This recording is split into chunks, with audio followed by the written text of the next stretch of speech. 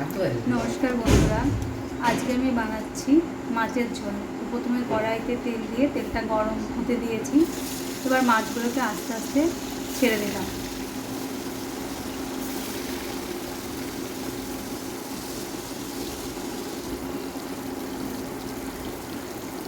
এবার মাছগুলোর এক পাশ হয়ে এসেছে, অন্য দিকটা আমি উল্টে দিচ্ছি।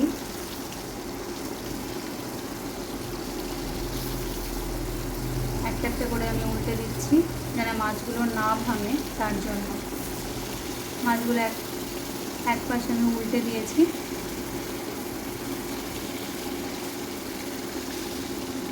এবার মাছগুলো আস্তে আস্তে ভাজা হতে থাকুক।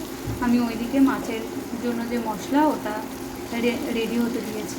মাছের মশলার জন্য আমি আদা, রসুন, জিরে বাটা আমি মিক্সিতে করে নিয়েছি। এরপর মাছগুলো প্রায় হয়ে এসেছে, একটু লাল লাল করে ভাজবো মাছগুলো। মাছগুলো আস্তে আস্তে লাল লাল করে প্রায় ভাজা হয়ে এসেছে।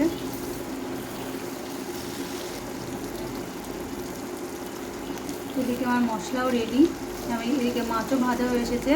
মাছগুলোকে আস্তে আস্তে এবার আমি থালাতে তুলে রাখছি।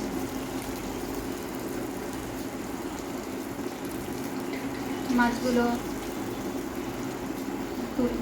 কমপ্লিট। আমি আর তেল চেঞ্জ করব না, এই তেলেই 5 ফোড়ন, শুকনো লঙ্কা, গোটা গরম মশলা, তেজপাতা দিয়ে দিলাম। একটুখানি মশলা লাল হওয়ার পর এর ভেতরে আমি পেঁয়াজ কুচি দিয়ে দিলাম। পেঁয়াজ কুচি একটু নেড়ে নিলাম, একটু লাল লাল হওয়া অবধি। তারপর আলুটাকে দিয়ে দিলাম। আলুটাকে দিয়ে আর একটু আমি নাড়িয়ে নিলাম। তারপর একটু আলুটা ভাজা হওয়ার পর এর মধ্যে আমি আস্তে আস্তে নুন, হলুদ, একটু ধনে গুঁড়ো অ্যাড করলাম।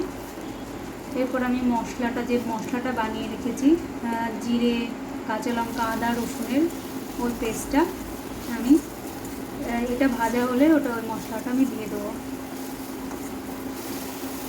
এবার মশলাটা দেওয়া হয়ে গেলে এবার মশলাটাকে আমি আস্তে আস্তে তেলটা বের হওয়া অবধি মশলাটাকে কষাতে থাকবো। এরকমভাবে আস্তে আস্তে নাড়াতে হবে যেন মশলাটা কড়াইয়ের গায়ে না লেগে যায়। ততক্ষণ অবধি আস্তে আস্তে নাড়াতে হবে। হ্যাঁ, দেখুন আস্তে আস্তে মশলাটা থেকে তেল ছেড়ে এসেছে, তখন আমি একটু জল দিয়ে দিলাম। এবার একটুখানি জল দিয়ে আমি আরেকটু মশলাটাকে কষাতে দেবো। এবার মশলাটা কষতে কষতে আমি ঝোলের জন্য একটুখানি ফুটন্ত জল রেডি করে রাখছি।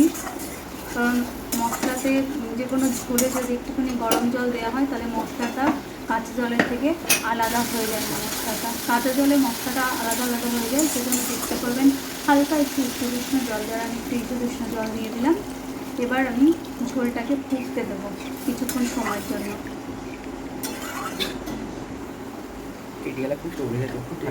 এবার ঝোলটা ফুটে এসেছে।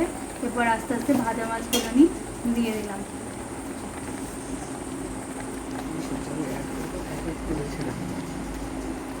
এবার আমি মাছগুলোকে আর কিছুক্ষণ সময়ের জন্য ফুটতে দেব। এদিকে আলুটাও হালকা সেদ্ধ হয়ে এসেছে, আর একটু সেদ্ধ হবে, মাছও একটুখানি নরম হবে, তার জন্য আমি আর কিছুক্ষণ সময়ের জন্য ঝোলটাকে ফুটতে এলাম। এরপর আমি গরম মশলা একটু ছড়িয়ে দিলাম।